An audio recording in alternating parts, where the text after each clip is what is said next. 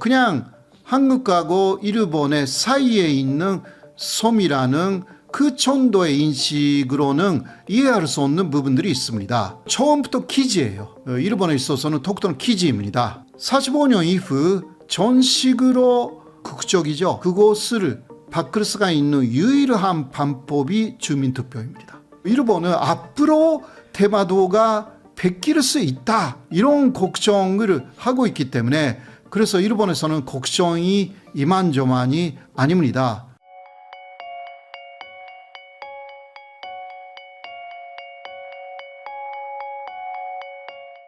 지난달이었죠. 중동에서 한국 수송기가 일본인들도 함께 피난을 시켰다. 네네. 그런 사건이 있었는데 그 즈음에 일본 다카이치 총리 또 독도에 대해서 좀 강경한 발언들을 네네. 쏟아내는 약간은 이게 동시에 있을 수 있나 싶은 이벤트들이 있었어요. 이건 좀 어떻게 봐야 될까요? 현재 일본 정부는 한국하고의 우호 관계를 계속 강화시킨다라는 것은 현재 상황에 맞게 그렇게 전략을 세웠고요. 이것은 예를 들면 과거에 그렇지 않은 시절이 또 있었지 않습니까? 그러니까 이것은 정권마다 혹은 그때마다의 세계 전세에 있어서 전반적인 한일 관계 우호로 가느냐 혹은 조금이라도 대립을 강화시키느냐라는 것은 이것은 시기에 따라 달라지는 문제입니다. 그러나 독도 문제는 일본은 우리가 보면 화가 나고 저도 독도 연구자이기 때문에 독도는 한국 영토이자 일본이 절대 그것을 건드리면 안 되는 영역인데 그러나 일본은 독도에 대한 일관된 입장이 있고 그것으로 지키고 있는 것입니다. 그거는 독도는 일본 영토이자 한국이 독도를 불법으로 점거하고 있다. 이것으로 쭉 이야기를 하는 거예요. 오히려 독도가 확실하게 한국 영토다라는 여러 가지 증거가 있는데도 불구하고 그런 것은 절대 일본 정부의 인터넷 사이트에 혹은 스마트폰 상에서 볼 수 없게 만들어가지고 계속 뭔가 독도가 일본 영토인 것처럼 보이는 그 증거 자료만 계속 확대하고 이런 식으로 하고 있는 것입니다. 이것은 진리를 추구하거나 역사적인 진상을 규명하는 그러한 차원이 절대 아닙니다. 하나의 전략입니다. 그래서 독도에 대해서 일단 한국 쪽에서도 이해해야 되는 것은요. 한국에서 보면 독도는 동쪽에 있는 섬에 불과 그러한 상황이 가끔 있어요. 그래서 한국 지도를 만드는 사람이 독도를 배뜨리거나 그런 식으로 상당한 큰 실수를 하는데 그거는 독도에 대한 인식이 조금 부족하다라고 할 수가 있는 부분이 있습니다. 한국의 위치에서 볼 때 독도는 그냥 동쪽에 있는 섬에 불과한 것인데요. 그러나 일본에서는 그렇지 않습니다. 일본에서 독도를 볼 때 역사적으로 독도, 울릉도, 한반도, 중국이라는 사실 그 침략하는 지정학적인 첫 번째 입구가 독도였기 때문에 독도는 전략적으로 일본에서는 중요한 기지가 되는 것입니다. 한국은 독도를 기지라고 생각한 적이 없습니다. 그래서 이 부분에서도 그냥 한국하고 일본의 사이에 있는 섬이라는 그 정도의 인식으로는 이해할 수 없는 부분들이 있습니다. 로이드 전쟁 때 일본은 독도를 일본의 군사기지로 만들어가지고 동해에서 일어나는 러시아하고 일본의 그때 함대들이 싸움을 했는데요. 그 상황을 독도에서 보면서 일본 쪽에 전달을 했습니다. 그러기 위해서 그냥 1905년이었기 때문에 로이드 전쟁을 하기 위해서 독도를 그 일본 섬으로 이제 비밀리에 편입시킨 거거든요. 그런 식으로 처음부터 기지예요. 일본에 있어서는 독도는 기지입니다. 그리고 그 45년 이후도 독도에 대해서 일본의 생각은 기지였기 때문에 미국은 그리고 연합국은 독도는 한국 영토다 이런 식으로 당시 처음부터 결정해 놓고 있었는데요. 미국을 일본이 굉장히 많이 로비를 합니다. 그 과정에서 독도를 일본 영토로 해준다면 독도에 레이더 기지를 만들어주겠다. 이게 일본의 제안이었어요. 그래서 미국 쪽에서 고려했거든요. 그렇게 하면 그 독도가 일본 영토가 되고 사실상 미국 곳이 된다. 그러면 북한이나 중국을 쭉 볼 수가 있는 거 아니냐. 레이더 기지 만들어준다고 하니까. 미국이 그때 흔들렸거든요. 물론 재정적으로 샌프란시스코 조약에서 독도는 한국 영토가 되었지만 그런 식으로 일본은 독도를 기지로 보는 그 시각이 적혀 있습니다. 기지로 삼고 그 다음 울릉도 한반도 전체 그렇게 영향을 미치고 싶고 또 북강 중국까지 내다보는 그러한 섬이 독도입니다. 그래서 그 일본은 오랫동안에 그러한 수구원이 있기 때문에 또 독도가 정확하게 한국 영토 뭐 지금도 그렇지만 그런 식으로 되면 일본으로서는 그 기지가 후퇴되는 곳입니다. 통해 기지가 사라지는 곳입니다. 그래서 한산 독도를 기지로 만들려고 미국을 끌어들여서 한미일 건조의 이름하에 독도를 삼국으로 관리하자라든가 이러한 제안을 할 가능성이 충분히 있는 거예요. 앞으로 그렇게 하면 삼국 공동관리식으로 되잖아요. 그래도 일본은 말할 거예요. 영토권은 한국에 있는 곳이다. 그런데 여러 가지 문제가 끝난 이후에 미국은 나가지만 일본은 나가지 않습니다. 독도에서. 그때 다시 주장하는 거죠. 독도는 일본 영토다. 이러한 전략까지 다 이거는 역사적으로 쭉 그렇게 독도를 보고 왔기 때문에 그렇게 생각하고 있는 것입니다. 일본 자위대에도 사이트가 있어요. 거기에 독도를 정확하게 일본 영토로 그려놓고 있어가지고 그래서 독도 위를 다른 나라 비행기가 통과하면 한국도 항의하지만 일본도 항의를 해요. 그렇게 해서 일본 자위대기가 독도 상공에 나가야 되는 거 아니냐. 한국만 나가면 안 된다. 혹시 일본의 자위대기가 진짜 독도 상공에 나타나면 거기서 한국과 부딪혀요. 근데 지금은 그런 상황이 아니거든요. 왜냐하면 한국하고 협력해야 되니까.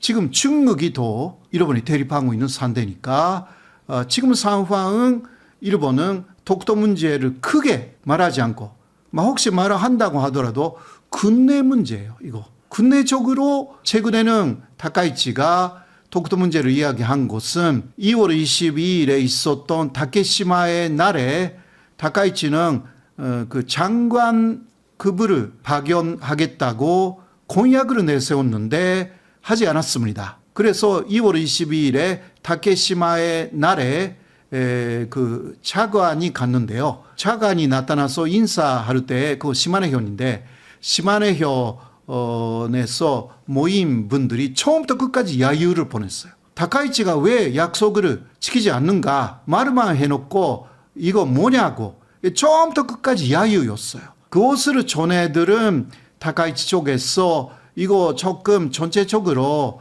그 좀 완화시켜야 된다, 진화시켜야 된다. 이러한 내용으로 이거 일본에서 큰 뉴스가 되었기 때문에 그래서 독도는 그 일본 영토다. 그렇게 시기도 아닌데 그러한 발언을 하고 다음에는 장관급을 보낼 수 있는 환경을 마련하겠다. 그러니까 보내겠다라고 또 이야기를 하지 않았거든요.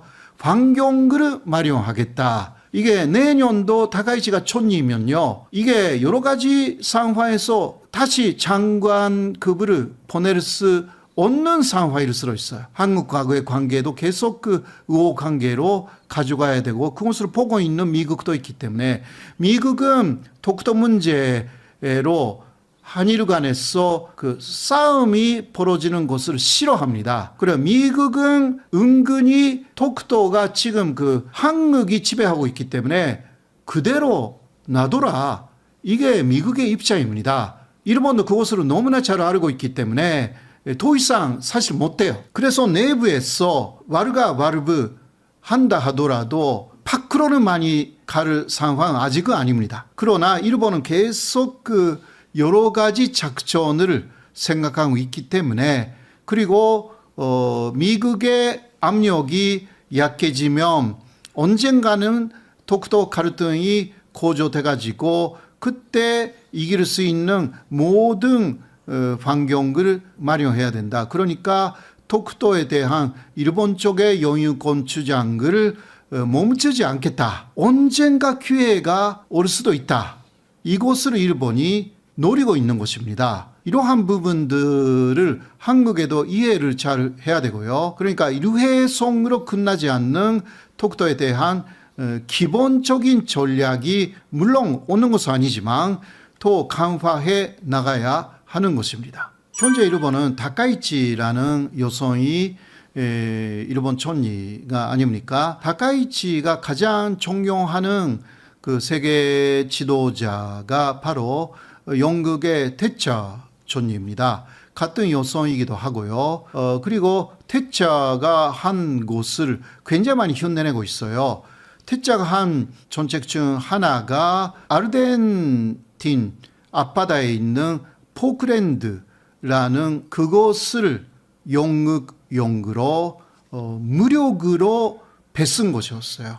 그러니까 아르헨틴의 섬인데 영국령이라고 주장하면서 태처가 거기에 군대를 주둔시켜서 포클랜드 섬을 뺏었거든요. 그런 것도 염두에 두고 있기 때문에 독도에 대해서 미국 쪽의 압박이 사라지고 모든 면에서 이거 할 수가 있다라고 생각하며 독도 침공도 일본 극우는 생각하고 있거든요. 일본 극우는 그 타이밍을 보고 있는 것 뿐입니다. 포기한 게 아닙니다. 그러니까 국제 전세라는 것은요, 연도 문제라는 것은 그렇게 해서 뺏어버리면 이게 또 뺏은 나라의 연도가 될 가능성이 있는 거예요. 그때까지만 해도 한국 것이었는데 뺏었고 또 여러 가지 국제법적으로 또 전단성을 부여하면 또 연도권이 옮겨진다라는 거죠. 이게 무서운 부분이거든요. 그래서 독도 문제 쉽게 생각하면 절대 안 됩니다. 뭐 다 독도가 한국 연도라는 거 세계가 다 알고 있으니까 문제 없다. 그게 아니라는 거. 예, 그런 것은 그러니까 극경에 있는 연도라는 것은 항상 지켜야 되는 것이고요. 이게 중요한 관점입니다. 국제적인 관계에 법이 없어요. 그러니까 국제관계 정의라든가 국제관계의 하나의 법이라든가 사실 없는 거하고 마찬가지고, 그래서 국제법을 연구하는 학자들은 말합니다. 세계는 이곳은 주인이 없는 정글이다. 동물들의 세계다. 현재 미국이 이란을 공격하거나 그런 것을 보면 그렇게 정의의 편에 서 있다고 생각하고 있었던 미국 자체도 이거는 국제법적으로 보면 완전히 침략 국가가 되었다. 이게 미국은 미친 호랑이, 미친 사자가 되었다. 러시아는 미친 곰 정도로 보이고 이렇게 그러니까 힘센 사람들이 이기면 그게 정의가 된다. 이런 식으로 되는 거거든요. 그러니까 일본 사람들이 전에 계속 말했어요. 일본이 왜 이렇게 됐나? 패배했기 때문이다. 혹시 일본이 2차 세계대전에서 이겼더라면 현재는 일본 세상이 왔을 것이다. 그거하고 지금 트럼프의 생각하고 그게 차이가 없어요. 그러니까 3월 19일 트럼프하고 다카이치의 정상회담이 있었을 때에 일본 기자가 이번에 이란 공격을 왜 다른 나라에 먼저 통보하지도 않고 그냥 선제 공격으로 이렇게 일본 기자가 또 물어봤어요. 거기에 트럼프 대통령이 아니 선제 공격이라는 것은 일본의 특기가 아닌가, 진주만을 잊어버렸냐, 이런 이야기를 했어요. 그때 다카이치는 얼굴이 참백해졌습니다. 반대로 말하면 트럼프가 침략 국가 일본하고 같은 행동을 했다라는 것을 사실상 인정한 발언이기도 합니다. 그렇지 않습니까? 그러니까 다카이치로서는 오히려 장기적으로 보면 좋은 그러한 트럼프의 발언이었을 가능성이 있는 거예요. 그러니까 그 이후 다카이치는 호르무즈 해협에 언제 차위대를 파견하느냐 그것만 지금 검토하고 있거든요. 미국하고의 전쟁에 참여하고 싶은 게 일본이에요. 일본이라기보다 일본의 극우예요. 그렇게 해서 미국하고의 전쟁 함께하며 이긴다. 그 생각이에요. 지금 미국하고 함께 싸워서 이길 수 있는지를 잘 모르겠지만 그러나 일본 극우는 생각하는 거예요. 세계 최강이 미국이다. 그러니까 이기면 이게 정의가 되는 것이다. 이기면 우리 세상에 오는 것이다. 그러니까 지금 미국하고 싸울 수는 없기 때문에 그때는 미국하고 싸워서 패배했다. 그거는 미국하고 싸워서 굴복시켜야 되는데 그거 못하니까 자손의 정책으로 미국하고 함께 싸우자. 이게 극우가 쭉 주장하고 있는 내용이에요. 한국에서는 너무 끔찍해서 많은 사람들이 이야기를 안 하는 부분인데 이게 현실이에요. 요새 일본 극우도 비판을 많이 받으니까 노골적인 이야기를 하지 않지만 2000년대 초까지는 이런 이야기 많이 나왔거든요. 일본에서. 지금 일본 극우는 그곳을 조금 숨기고 있는 것 뿐이지 그 신념을 버린 게 아닙니다. 이게 대단히 중요한 내용입니다. 그러니까 다카이치는 기본적으로 미국하고 함께 전쟁하고 싶어 합니다. 호르무즈 해협에 차위대를 파견하겠다라고 주장했더니 촌리 주변 사람들이 말렸어요. 그래서 그 다음에 미일 정상회담을 했기 때문에 이제 지금은 보낼 수 없다고 그렇게 그때 이야기한 것 뿐입니다. 그러나 어떻게 하면 이 호르무즈 해협의 문제에 공헌을 할 수가 있는지 검토 중이라고 했어요. 이게 일본의 현재 입장이거든요. 많이 주시해 주시기 바랍니다. 교육에서는 아베 정권 때부터 교과서에 독도 표기가 의무화됐다고. 그 이후로 지금은 독도를 표기하지 않으면 검정이 맞아요. 통과가 안 된다. 그러면 아베 정권 때부터면 한 20년 정도 됐잖아요. 네네네. 이 구조를 한국이 좀 어떻게 바라보고 대응을 해야 될까요? 사실 교과서 기재 문제라는 것은 다른 나라가 왈가왈부 할 수 있는 문제가 아니게 되어 있다라는 데 항의점이 좀 있어요. 네, 그래도 기본적으로 독도는 한국 영토이고 일본의 주장이 잘못이다라는 것은 계속 지적해 나가야 합니다. 그리고 교과서라는 것은 아무래도 마지막에 국가가 검정하는 것이 일본의 검정 교과서예요. 그래도 이것은 일본 정부가 검정을 통과시키기 때문에 일본 정부의 입장의 일부다라고 할 수가 있어서 계속 교과서가 나올 때마다 특히 독도가 일본 영토다라는 내용이 나올 때마다 항의를 해야 돼요. 이게 기본이에요. 그게 국가 입장이다라는 것으로 계속 그래도 교재는 교육부가 하는 것이니까 조금 봐주자. 그러면 안 되는 거예요. 어딘가에서 대통령 할 필요는 없지만 그러나 교육부가 일본 쪽의 교육부가 교과서에 대해서는 이쪽의 교육부가 혹은 상의되는 비슷한 레벨의 그러한 한국의 정부 기관이 여러 루트를 통해서 그러나 공식적으로 발표를 해야 돼요. 이게 대단히 중요합니다. 그런 부분이 놓치고 있는 부분이 좀 있는 거 아니냐. 일본 교과서가 이번에 이렇게 나왔다라는 언론 보도만 있을 뿐 거기에 대해서 한국 정부는 너무 크게 나올 때는 독도는 한국 영토라는 주장을 하지만 그렇지 않을 경우도 혹시 있다고 하면 이거 고쳐야 합니다. 왜냐하면 이런 교과서 문제에 있어서도 한국이 반박을 하지 않았다라는 것을 일본이 증거로 모으고 있기 때문에 이게 그러니까 일본이 노리고 있는 것은 언젠가 국제사법재판소라든가 그러한 분쟁 사태가 될 경우 독도 문제로 그 경우에 자료를 계속 모으고 있는 것입니다. 한국은 그거 끝난 거 아니냐고.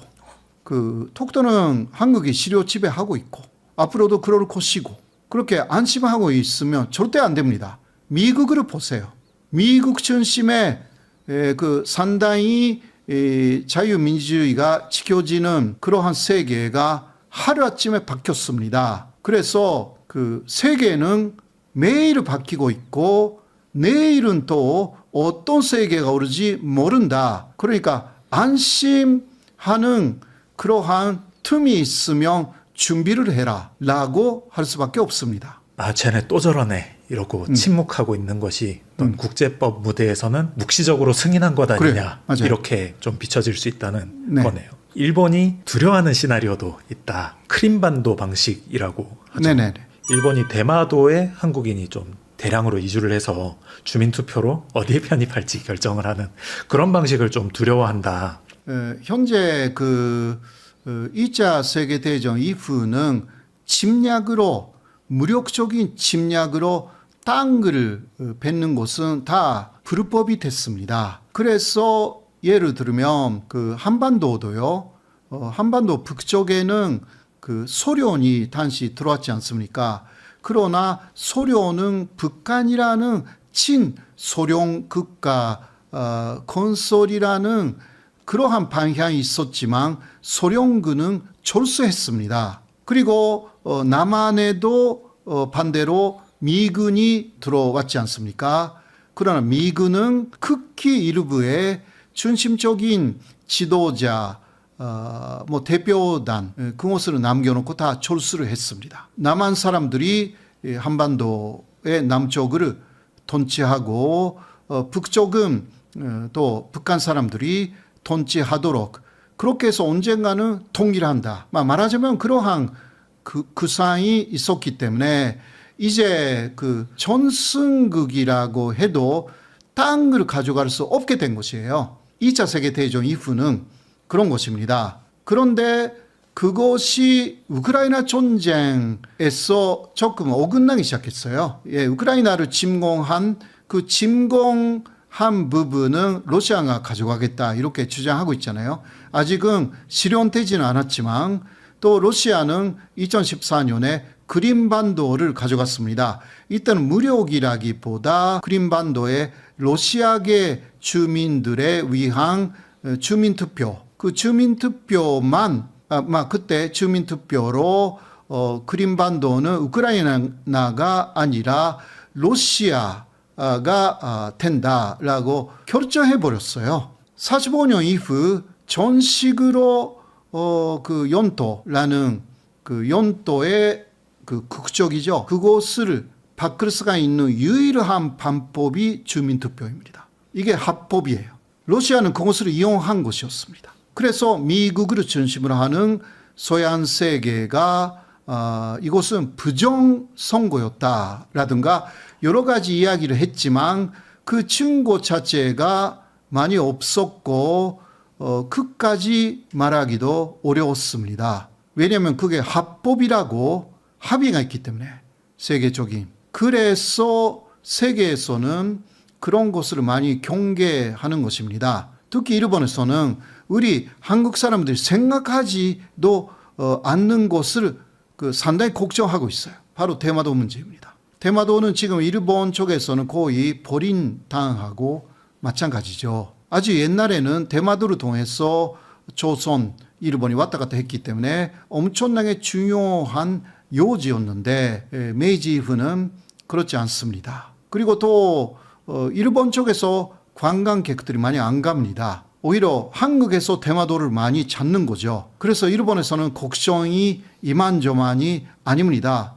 한국 사람들이 일본 사람으로 국적을 바꿔가면서 대마도에 정주하게 되어서 대마도의 인구의 50% 넘어가면 그 시점에서 주민투표를 요구할 가능성이 있다. 그러면 대마도는 한국 연도가 된다 이거예요. 이거는 우리 한국 사람들은 거의 생각한 적이 없어요. 한국에서 주장하는 것은 대마도는 원래부터 한국 곳이다. 이 주장인데 그거 아니고 일본은 앞으로 대마도가 베낄 수 있다. 이런 걱정을 하고 있기 때문에 특히 유독 대마도에서는 외국인들이 전주하기가 상당히 어렵게 그러니까 지자체 법들이 있으니까 그것을 강화시켰어요. 그런 게 좀 있고. 그리고 대마도 쪽에서 부산이 잘 보이는 전망대가 있습니다.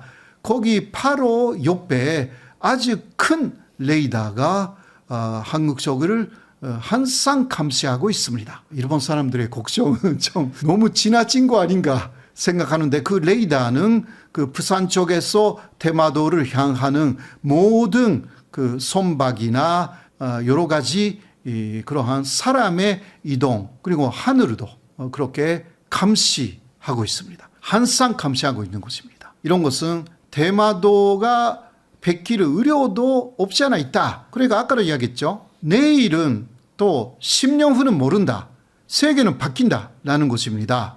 그런 것으로 항상 영원한 것은 없다라는 시각이 되게 중요하고, 일본 사람들은 그 시각이 있어요. 왜냐하면 지진으로 어떻게 될지도 모르는 그러한 매일을 살아가는 일본 사람들은 일본 자체가 바닷속에 가라앉을 수도 있다. 막 이런 생각을 갖는 사람들도 전혀 없는 게 아닙니다. 예, 그래서 한국은 오히려 그렇게까지는 생각하지는 않죠. 한반도는 쭉 있을 곳이다. 그런 곳이니까. 그래서 일본인들의 그러한 인생관하고 한국인의 인생관이 굉장히 차이가 나는 부분이 좀 있습니다. 이런 것도 문화의 차이이기도 하고 생활의 차이, 믿음의 차이이기도 하기 때문에 비교하면 재미있는 부분들이 있기는 합니다. 혹시 마지막으로 인사 말씀하시면서 강조하고 싶으시거나 해주시고 싶은 말씀이 있으시다면 부탁드립니다. 사실 일본은 바로 옆에 있기 때문에 우리 한국인들은요, 한국인이 생각하는 거하고 거의 비슷하게 일본 사람들도 생각하고, 한국인의 문화를 일본도 이해하고 같은 유교 문화권이 아닌가. 그래서 공통점이 차이점보다 많은 거 아닌가. 과거는 과거이고 현재는 더 달라졌다라고 생각하시는 분들이 꽤 많을 것입니다. 그러나 그 역사 문화적인 차이가 너무 커다란 차이가 있기 때문에 일본은 700년간의 무사 사회였고요. 한국은 500년간의 유교 사회였습니다. 여기서는 차이가 그렇게 간단한 차이가 아닙니다. 그 이후에 그것이 사실 45년까지 일본은 그 무사사회의 연장선상에서 세계를 침략하는 것을 좋아하는 나라였거든요. 그리고 일왕을 살아있는 신으로 만들어가지고 일본 민족이 세계에서 가장 우월한 민족이고 세계를 지배하는 운명을 갖고 있는 민족이라고 계속 가르쳤어요. 그것을 부정한 것이 1946년 1월 1일에 당시의 일왕 히로히토의 인간 선언이었습니다. 그때 히로히토가 세 가지를 주로 이야기를 했는데요. 이런 내용이에요. 나는 살아있는 신이 아니다. 두 번째, 일본인들이 세계에서 가장 우월한 민족이다 라는 것은 아니다. 세 번째, 일본 민족이 세계를 지배하는 운명을 갖고 있는 민족이다. 이것도 아니다. 반대로 말하면 이 세 가지를 계속 교육했던 것입니다. 단시요. 그리고 이런 것도 있어요. 미국은 연합국은 일왕에게 요구했습니다. 자신은, 그리고 일본인들은 신의 후손이 아니다. 이 말을 해야 된다. 그러나 일본 정부 그리고 히로히토는 생각했습니다. 그러면 신하고 완전히 관계가 끊어지기 때문에 나는 살아있는 신이 아니다 라고만 이야기를 하자. 대신 나나, 그러니까 일왕이나 일본 국민들은 신의 후손이다 라는 부분은 부정하지 말자. 이렇게 논의가 있었어요. 그렇게 해서 나는 살아있는 신이 아니다 라는 문장이 만들어졌고, 미국이나 연합국은 그것이면 충분하다. 신의 후손이다라는 그러한 부분을 남기면서 현재까지 오고 있습니다. 일왕이 산지이지만 일왕이 야구장에 나타나면 그렇게 진짜 신을 보는 것처럼 사람들을 다 고개를 숙이고 또 고개 숙이지 않았던 사람들에게 엄청나게 비판하는 이거 말이 안 되는 그러한 현상이 일어나는 배경이 있습니다. 오늘은 그런 이야기도 했고요. 기타 한국하고 일본의 여러 차이들이 있기 때문에 이러한 부분에 대해서 말씀드렸습니다. 오늘 어땠습니까? 또 앞으로도 이러한 부분 또 일본의 기타 여러 가지 과제에 대해서 서로 의견을 나눌 수 있으면 좋겠습니다. 감사합니다.